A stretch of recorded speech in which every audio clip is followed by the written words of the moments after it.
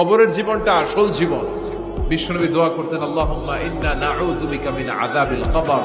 আল্লাহ, আমি আপনার কাছে কবরের আযাব থেকে পানাহ চাই, কবরের আযাব থেকে বাঁচতে চাই। এই কবরের মধ্যে অনেক ফিতনা হবে, অনেক সুয়াল হবে। কবরে প্রশ্ন আছে না নাই? কথা বলেন।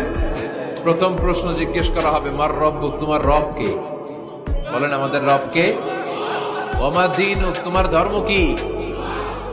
বিষ্ণুবীর চেহারা দেখিয়ে বলা হবে, তারিফু মান হাযা রাজুল, এই লোকটারে চিনো? আমরা কি বলবো?